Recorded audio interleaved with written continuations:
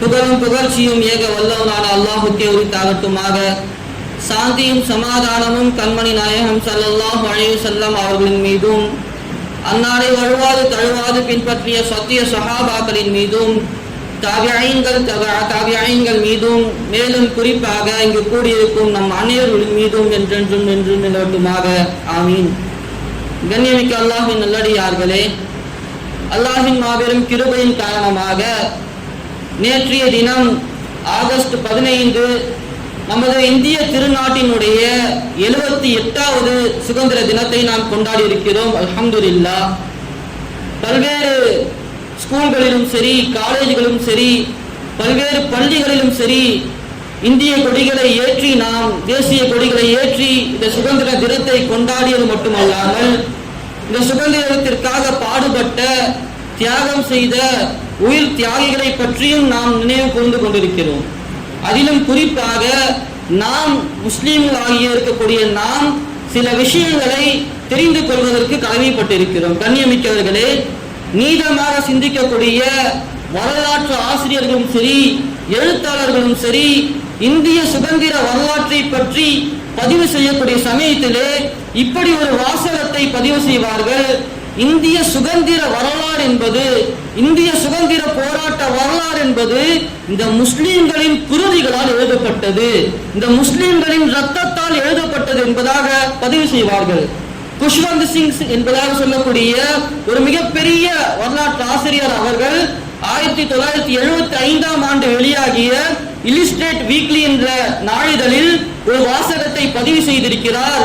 இந்த முஸ்லிம்கள் அவர்கள் இந்தியாவில் வசிக்கக்கூடிய விகிதாச்சாரத்தை காட்டிலும், அவர்கள் இந்தியாவிலே வசிக்கக்கூடிய சதவீதத்தை காட்டிலும் இந்த இந்திய சுதந்திரத்திற்காக அவர்கள் செய்த உயிர் தியாகமும் சரி, அவர்கள் கொடுத்த பொருளாதாரமும் சரி, அவர்கள் வாரி வழங்கிய நிலங்களும் சரி அதிகமாகவே இருந்தது. மட்டுமல்லாமல் பன்மடங்காக இருந்தது என்பதாக கூறி காட்டுவார். கண்ணியமிக்கவர்களே, ஆக முஸ்லீமாக இருக்கக்கூடிய நாம் அனைவரும் இந்த இஸ்லாமியர்களுக்கும் இந்த இந்திய சுதந்திர வரலாற்றிற்கும் தொடர்பு என்ன என்பதை அறிந்து கொள்ள கடமைப்பட்டிருக்கிறோம். கண்ணியமிக்கவர்களே, ஆங்கிலேயர்கள் வணிக ரீதியான ஒரு தோற்றத்திலே இந்தியாவுக்கு வந்தது மட்டுமல்லாமல், முதலாவதாக இந்த இந்திய மண்ணை பிடிக்க வேண்டும் என்ற ஆசை அவர்கள் உள்ளத்திலே ஏற்பட்ட பொழுது, இந்த இந்தியாவை ஆட்சி செய்ய வேண்டும் என்ற ஆசை அவர்களுக்கு எட்டிய பொழுது, முதலாவதாக அவர்களை எதிர்த்து போராடியவர்கள் சிராஜுத் தௌலா ரஹிமஹுல்லாஹ் இருந்தார்கள்.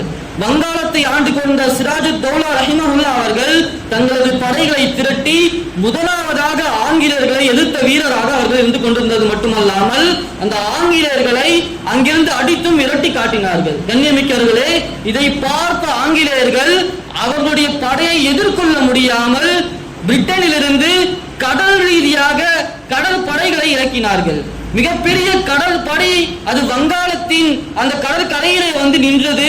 அதை பார்த்த சிராஜுத் தௌலா ரஹிமஹுல்லாஹ் அவர்கள் அந்த கடற்படையை கரைக்கு வரவிடாமல் அங்கேயே அந்த படையை முற்றுகையிட்டு அப்படியே அவர்களை விரட்டி அடித்து காட்டினார்கள். கண்ணியமிக்கவர்களே, சிராஜுத் தௌலா ரஹிமஹுல்லாஹ் அவர்களை பல்வேறு விதமான போர் தாக்குதலை கொண்டு வீழ்த்திய பிறகுதான் முதலாவதாக ஆங்கிலேயருடைய ஆட்சி இந்தியாவிலே ஏற்பட்டது, வங்காள தேசத்திலே ஏற்பட்டது. கண்ணியமிக்கவர்களே, இது போன்று இஸ்லாமியர்கள் எந்த ஒரு காரணத்திற்காகவும் இந்த இந்தியாவை ஆங்கிலேயர்கள் கைப்பற்றிவிடக் கூடாது என்பதற்காக மிகப்பெரிய ஒரு போராட்டங்களை ஏற்படுத்தி காட்டினார்கள். கண்ணியமிக்கவர்களே, அதிலும் குறிப்பாக இந்த உலமாக்களுடைய பங்களிப்பு பிரத்யேகமாக இருந்து கொண்டு வந்தது. கண்ணியமிக்கவர்களே, இந்தியாவிலே ஆங்கிலேயர்கள் ஆட்சி செய்திருக்கக்கூடிய காலம், சுதந்திரத்திற்காக யாரெல்லாம் பிரசங்கங்கள் செய்தார்களோ அவர்களை எல்லாம் கைது செய்து கொண்டிருந்தார்கள். அந்த சமயத்திலே உலமாக்கள் ஜும்மாவுடைய மேடைகளை இந்திய சுதந்திர போராட்டத்திற்காக அதை பயன்படுத்தி கொண்டார்கள். தங்களது பிரசங்கங்களிலே இந்திய சுதந்திரத்திற்காக போராடுவது ஒவ்வொரு முஸ்லிமின் மீதும் கடமை என்பதாக பிரகடனம் செய்தார்கள். இதை பார்த்த பல்வேறு ஆங்கிலேயர்கள் பல்வேறு மஸ்ஜிதுகளில் இருக்கக்கூடிய உலமாக்களை அங்கேயே சொட்டு கொன்றிருக்கிறார்கள். கண்ணியமிக்கவர்களே, வரலாற்று ஆசிரியர்கள் பதிவு செய்திருக்கிறார்கள், சுதந்திரத்திற்கு முன்பதாக கட்டப்பட்ட பழமை வாய்ந்த பள்ளிகளை நீங்கள் சென்று பார்த்தீர்கள் என்று சொன்னால் எந்த ஒரு பள்ளியும் உலமாக்களுடைய ரத்தம் தோய்க்காமல் அது இருக்காது. எல்லா பள்ளிகளிலும் உலமாக்கள் கொடுமைப்படுத்தப்பட்டு அங்கே ஷஹீதாக்கப்பட்டிருக்கிறார்கள் என்பதாக கூறி காட்டினார்கள். கண்ணியமிக்கவர்களே, அது மட்டுமல்ல, தியோபந்த் உலமாக்கள் இந்த சுதந்திர போராட்டத்திற்காக முஸ்லிம்களை ஆர்வம் ஊட்டும் விண்ணமாக அவர்களை தூண்டிவிடுவதற்காக ஆங்கிலேயத்தை கற்றுக்கொள்வது முஸ்லிமாக பிறந்தவருக்கு ஹராம் என்பதாக ஃபத்வாவை கொடுத்தார்கள். அது மட்டுமல்ல, ஆங்கிலேயத்தை கற்றுக்கொள்வது மட்டுமல்ல, ஆங்கிலேயர்கள் தயாரிக்கும் உடைகளை அணிவது முஸ்லிம்களுக்கு ஹராம், ஆங்கிலேயருடைய கலாச்சாரத்தை பின்பற்றுவது முஸ்லிம்களுக்கு ஹராம், ஆங்கிலேயருடைய படையில் கலந்து கொள்வது முஸ்லிம்களுக்கு ஹராம் என்பதாக பல்வேறு ஃபத்வாக்களை வழங்கினார்கள்.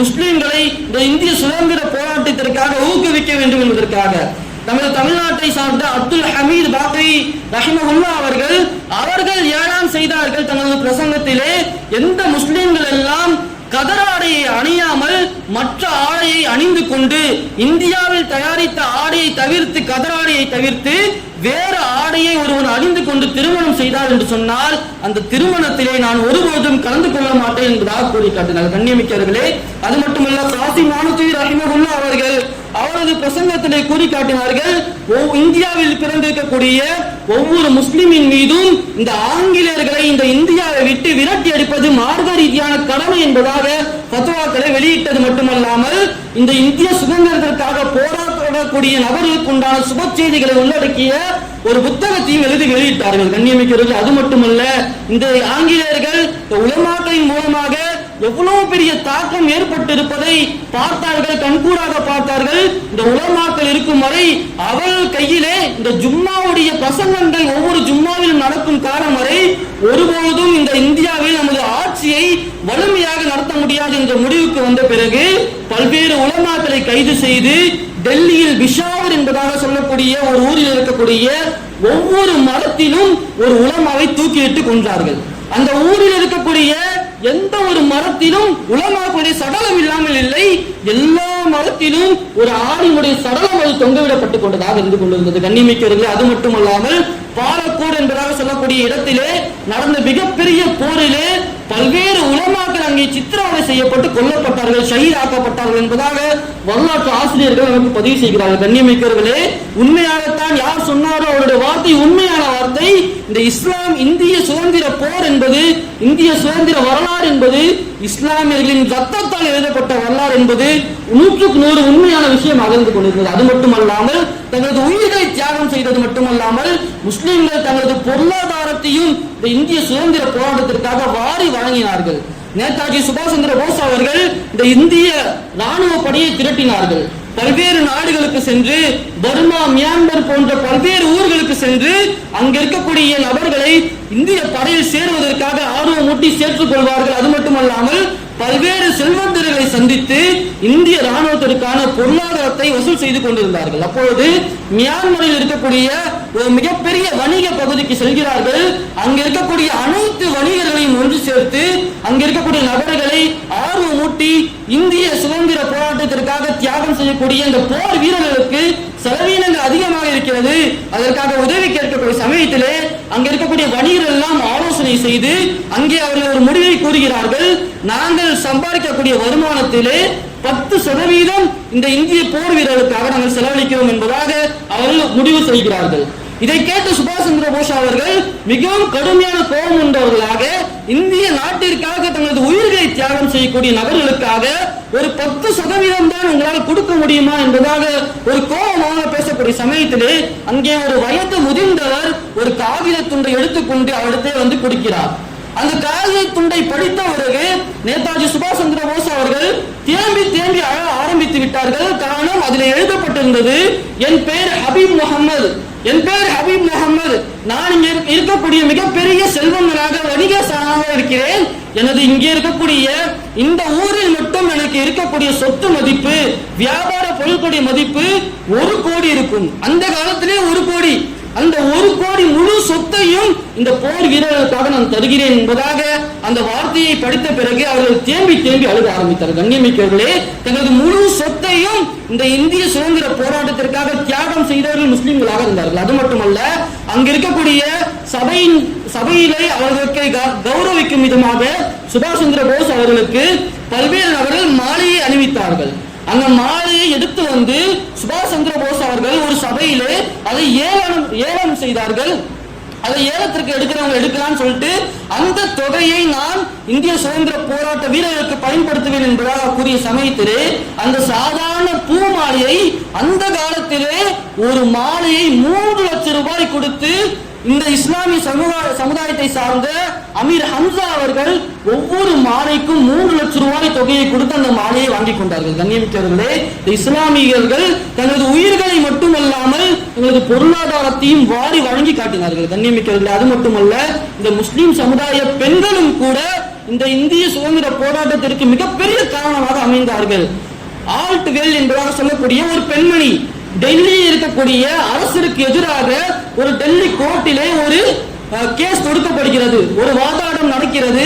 அந்த கோர்ட்டுக்கு எதிராக சாட்சி சொல்ல வந்தவர்கள் தான் ஆல்ட் வெல் என்பதாக சொல்லக்கூடிய ஒரு பெண்மணி. அந்த பெண்மணி அந்த கோர்ட்டிலே அந்த ஜட்ஜி இடத்திலே கூறுகிறார்கள், நான் இந்த ஊரை சார்ந்த முஸ்லிம் பெண்களை நான் பார்த்திருக்கிறேன்.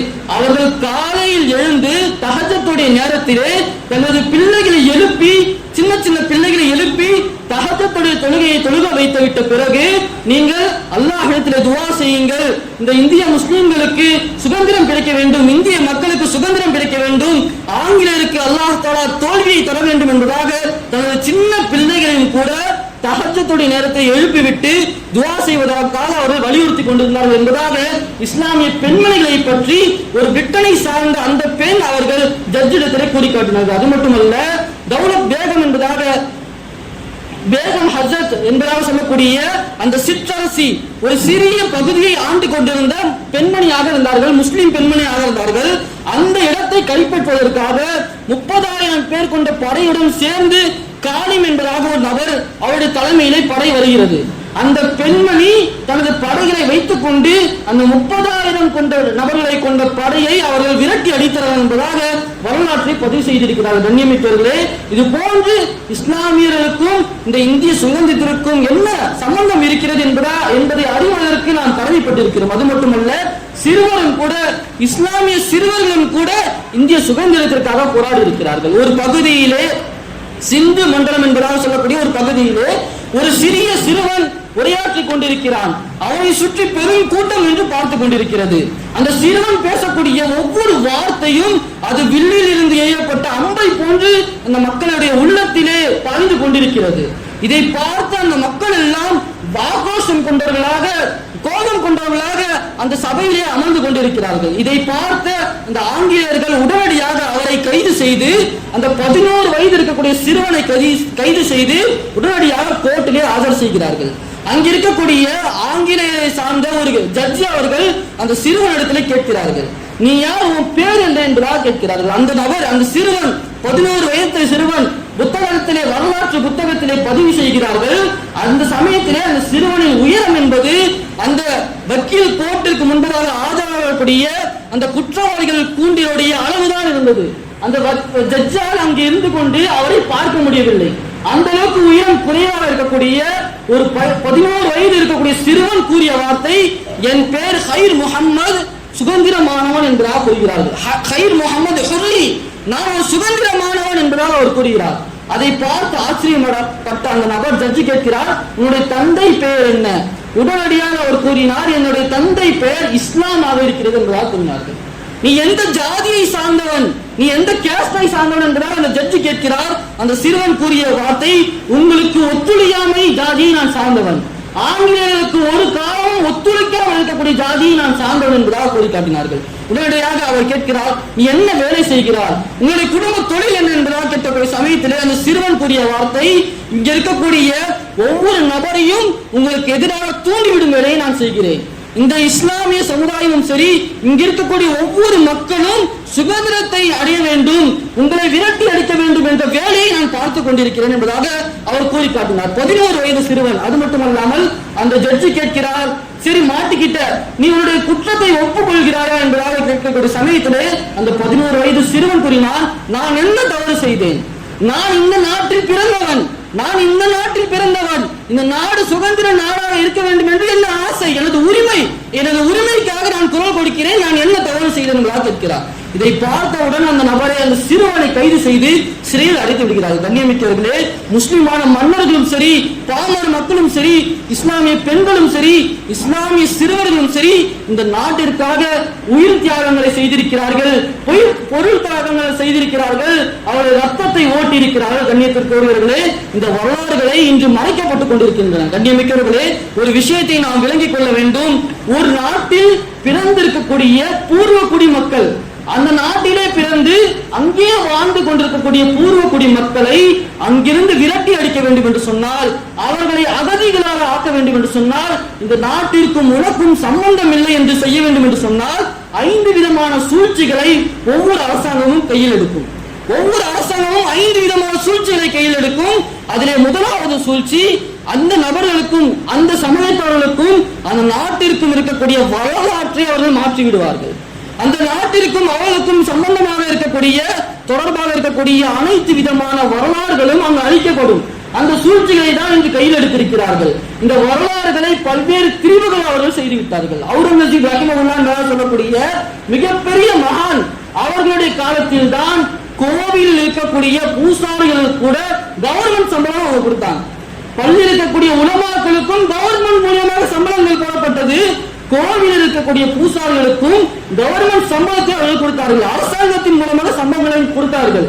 பல்வேறு கோவில்கள், சிதிலமடைந்த கோவில்களை புறம் செய்து புதுப்பித்துக் கொடுத்தார்கள். ஆனால் அவர்களை பற்றி எழுதக்கூடிய சமயத்திர வரலாற்றிலே அவர்கள் அந்த வரலாற்றை மாற்றி பல்வேறு கோவில்களை இடித்து அங்கே பள்ளிகளை கட்டினார்கள் என்பதாக வரலாற்றை திரித்து இன்று எழுதி கொண்டிருக்கிறார். கண்ணியமிக்கவர்களே, இந்த சமயத்தில் ஒவ்வொருவரும் நாம் இந்த வரலாற்றை நாம் அறிந்து கொள்வது நம் மீது கடமையாக இருந்து கொண்டிருக்கிறது. கண்ணியமிக்கவர்களே, அது மட்டுமல்லாமல் மருதநாயகம் என்பதாக சொல்லக்கூடிய கான் சாஹிப் ரஹிமஹுல்லாஹ் அவர்கள் தமிழகத்தை சார்ந்தவர்கள். அவர்கள் எதிர்த்து போராடிய ஒரு நபர் கூட உயிரோடு இருந்ததில்லை.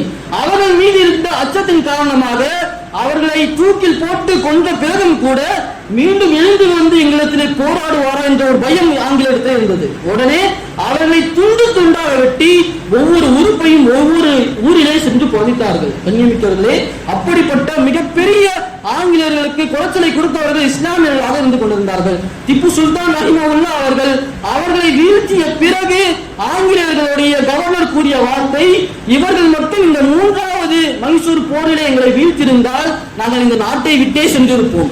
அவ்வளவு மிகப்பெரிய கடுமையான அச்சுறுத்தலை எங்களுக்கு கொடுத்தார்கள். எங்களை எதிர்த்து அவ்வளவு போராடினார்கள். எப்படியோ அந்த படையில் இருக்கக்கூடிய அந்த மைசூர் திப்பு சுல்தான் ரஹிமஹுல்லாஹ் அவர்களுடைய படையில் இருக்கக்கூடிய ஒரு நபரை வைத்து அவர்களை தீர்த்து கட்டி காட்டினார்கள். எனவேதான் இந்த திப்பு சுல்தான் ரஹிமஹுல்லாஹ் அவர்கள் வீழ்ந்தார்கள். கண்ணியமிக்கவர்களே, இது போன்று பல்வேறு சரிதைகள், வரலாறுகள் இஸ்லாமிய ரத்தத்தால் எழுதப்பட்டது இந்த இந்திய சுதந்திர வரலாறு என்பதாக வரலாற்று ஆசிரியர்கள் பதிவு செய்து காட்டுகிறார்கள். ஆக இந்த வரலாறுகளை தெரிந்து கொள்வது நம்மின் மீது கடமையாக இருக்கிறது. நாம் இந்த வரலாற்றை கற்றுக்கொண்டு பிறகு பின்னர் வரக்கூடிய சமுதாயத்திற்கு இந்த வரலாற்றை கொண்டு போய் சேர்க்க வேண்டும். கண்ணியமிக்கவர்களே, இந்த அளவிற்கு ஒரு முஸ்லிம் சமுதாயம், ஒரு சமுதாயம் தனது ரத்தத்தையும் தனது உயிரையும் தனது பொருளாதாரத்தையும் ஒரு நாட்டின் சுதந்திரத்திற்காக தியாகம் செய்ய வேண்டிய கடமை என்ன இருக்கிறது, எது அவர்களை தூண்டியது என்பதாக நாம் பார்க்கக்கூடிய சமயத்திலே உலமாக்கள் கூறுகிறார்கள், இந்த இஸ்லாம் தான் தூண்டியது. நபி ஸல்லல்லாஹு அலைஹி வஸல்லம் அவர்கள் ஊட்டிய அந்த பாடம் தான் அவர்களை தூண்டியது. ருஸ்தும் என்ற மன்னனை எதிர்த்து இஸ்லாமிய படையினர்கள் செல்கிறார்கள் பாரிஸ் நாட்டை நோக்கி. அங்கு செல்லக்கூடிய சமயத்தில் அந்த ருஸ்தும் மன்னன் இஸ்லாமிய படை தளபதியை அழைத்து நான் அவரிடத்தில் பேச்சுவார்த்தை நடத்த வேண்டும் என்பதாக ஆசைப்படுகிறார். அப்போது இஸ்லாமிய படையிலிருந்து ஒரு சாதாரண ஒரு சிப்பாயை அங்கே அனுப்பி விடப்படுகிறது. அந்த அரசன் எப்படியாவது இந்த இஸ்லாமிய தலைவரை நாம் பயமுறுத்தி விட்டால் அவருடைய படையை பின்வாங்கிடுவார்கள் என்பதாக எண்ணிக்கொண்டு தனது முழு அரண்மனையும் அலங்காரத்தில் அலங்கரிக்கிறார். எல்லா படைகளையும் அரண்மனையை சுற்றி நிறுத்த வைக்கிறார். அவரிடத்தில் இருக்கக்கூடிய எல்லா போர் வீரர்களையும் அரண்மனையை சுற்றி நிறுத்தி வைக்கிறார். காரணம், ஒரு நபர் வருகிறார், அந்த நபரை நாம் பயமுறுத்தி விட்டோம் என்று சொன்னால் அந்த இஸ்லாமிய படை பின்வாங்கி சென்று விடும் என்ற ஆசையின் காரணமாக தனது அரண்மனையை அலங்கரித்து வைக்கிறார். அங்கே வந்ததும் அதற்கு மாற்றமாக இஸ்லாமிய சமுதாயத்தில் இருக்கக்கூடிய படையிலிருந்து ஒரு சிப்பாய் வருகிறார்கள். அந்த சிப்பாயின் தோற்றத்தை பார்த்து அந்த வாயில் காவலர்கள் அவரை உள்ளே அனுமதிக்கவில்லை. அவ்வளவு ஒரு எளிமையான தோற்றம், அவரை உள்ள விட முடியாதுன்னு சொல்லிட்டாங்க. உடனே அரசர் கேட்கிறார், அங்கே என்ன சத்தம் என்பதாக கேட்கக்கூடிய சமயத்திலே அந்த நபர் கூறிய வார்த்தை, திடீர்னு ஆமிர் ரலியல்லாஹு அன்ஹு கூறினார்கள், நீங்கள் பேச்சுவார்த்தைக்கு அழைத்ததால் தான் நாங்கள் வந்திருக்கிறோம், இல்லை என்றால் போர் நிகழும் என்பதாக கூறி காட்டினார்கள். உடனடியாக அரசர் அவரை வரவழைக்கிறார். அந்த நபர் திடீர்னு ஆமிர் ரலியல்லாஹு அன்ஹு அவர்கள் தன்னை அந்த கழுதையை ஓட்டி கொண்டு வந்து அரசனுடைய சிம்மாசனத்தின் அருகில் கட்டி போட்டுகிறார்கள். இந்த ஒரு நபரை பயமுறுத்தாட்ட வேண்டும் என்பதற்காக தனது முழு படையும் திரட்டி நிற்க வைத்த அந்த அரசன் இந்த ஒரு நபரை பார்த்து அந்த முழு படையும் அங்கே அதிர்ந்து போனது. இந்த ஒரு நபர் சாதாரண முறையிலே இவ்வளவு படைகள் நிற்கிறது, இவ்வளவு குதிரை படைகள் இருக்கிறது, இத்தனை லட்சக்கணக்கான மக்களை நாம் நிற்க வைத்திருக்கிறோம், ஒரு சாதாரண நபர் எளிமையான முறையில வந்து எந்த ஒரு பயமும் இல்லாமல் அங்கே நிற்கிறார். அதை பார்த்து அந்த முழு படையும் அஞ்சு நடுங்கியது. பிறகு அந்த அரசன் கேட்கிறார், எதற்காக நீங்கள் வந்திருக்கிறீர்கள், எதற்காக நீங்கள் இங்கே நாட்டை நோக்கி வைத்திருக்கிறீர்கள் என்பதை கேட்கக்கூடிய சமயத்திலே அவர்கள் கூறிய முதல் வார்த்தை அதுதான் இன்று வரை இஸ்லாமியர்களாக இருக்கக்கூடிய முஸ்லிம்களை இந்த சுதந்திர போராட்டத்திற்காக தூண்டிய விஷயம். அவர்கள் கூறி காட்டினார்கள், நாங்கள் வரவில்லை, அல்லாஹ் எங்களை அனுப்பி வைத்திருக்கிறான், அல்லாஹ்வின் புறத்திலிருந்து இந்த முஸ்லிம் சமுதாயமாக நாங்கள் உலகத்திலே அனுப்பப்பட்டிருக்கிறோம். காரணம் என்ன, நீங்கள் மக்கள் நீங்கள் சிலரை அடிமைப்படுத்தி ஆண்டு கொண்டிருக்கிறீர்கள், சிலரை நீங்கள் அரசர் என்று மற்றவர்கள் எல்லாம் அடிமைப்படுத்தி ஆண்டு கொண்டிருக்கிறீர்கள். இந்த அடிமைத்தனத்தை உடத்தெறிய நாங்கள் வந்திருக்கிறோம். இந்த அடிமைத்தனத்தை உடத்தெறிந்து அல்லாஹை மட்டும்தான் வணங்க வேண்டும் என்ற ஒரு கொள்கையை நாங்கள் கொண்டு வந்திருக்கிறோம். மக்கள் சிலர் அடிமையாக இருக்கக்கூடாது. இந்த ஒரே நோக்கம்தான், அவர்கள் கூறிய அதே ஒரே நோக்கம்தான் இங்க இருக்கக்கூடிய உலமாக்கள் அவர்கள் உறுதியை கொண்டு முஸ்லிம் சமுதாயத்தை சுதந்திர போராட்டத்திற்காக தூண்டினார்கள். ஆங்கிலேயர் நீங்கள் இங்க இருக்கக்கூடிய மக்களை அடிமைப்படுத்தி வாழ்ந்து கொண்டிருக்கிறீர்கள், ஆனால் நாங்கள் அந்த அடிமைத்தனத்தை உடைத்து அல்லாஹிற்கு மட்டும், படைத்த ஒருவனுக்கு மட்டும் நாங்கள் அடிமையாக இருக்க வேண்டும் என்பதன் காரணமாகத்தான் இந்த போரை மேற்கொண்டோம் என்பதாக இந்த உலமாக்கள் இந்த உறுதிப்பாட்டை எடுத்துக்கொண்டால் நியமிக்கிறீர்களே. இந்த வரலாறுகளை நாம் உணர்ந்து கொண்டு அறிந்து கொண்டு அதன்படி நாம் நமது பிள்ளைகளுக்கு அந்த வரலாறை கொண்டு போய் சேர்க்க வேண்டும். இறுதியாக மௌலானா முஹம்மது அலி ரஹ்மத்துல்லாஹி அவர்கள் சுதந்திர போராட்டத்திற்கு முன்பதாக ஹஜ்ஜுக்கு செல்கிறார்கள். ஹஜ்ஜுக்கு சென்று அந்த காபாவுடைய திரையை பிடித்து 2 துஆக்களை செய்கிறார்கள். யா அல்லாஹ், இந்தியாவில் இருக்கக்கூடிய மக்களுக்கு நீ சுதந்திரத்தை தருவாயாக, ஆங்கிலேயர்களுக்கு வீழ்ச்சியை கொடுத்து இந்திய மக்களுக்கு நீ சுதந்திரத்தை தருவாயாக என்பதாக முதலாவது துஆவை கேட்டார்கள். அந்த துஆவை அல்லாஹ் கபூல் செய்து கொண்டால் நமக்கு சுதந்திரத்தை வழங்கிவிட்டான். இரண்டாவது துஆ செய்தார்கள், யா அல்லாஹ், சுதந்திர இந்தியாவில் இஸ்லாத்திற்கு நீ செழிப்பான வாழ்க்கையை தருவாயாக, முஸ்லிம்களுக்கு நீ செழிப்பான வாழ்க்கையை, தீனுடைய வளர்ச்சியை நீ தருவாயாக என்பதாக துஆ செய்தார்கள். அந்த துஆவை நாமும் செய்ய கடமைப்பட்டிருக்கிறோம். அல்லாஹ் தஆலா அவருடைய துஆவை கபூல் செய்து இந்த நாட்டிலே நிம்மதியாக, ஆரோக்கியமாக, செழிப்பாக வாழக்கூடிய முஸ்லிம்களாக நம் அனைவரையும் ஆக்கி அனுப்புவாராக. வா அல்ஹம்துலில்லாஹி ரப்பில் ஆலமீன்.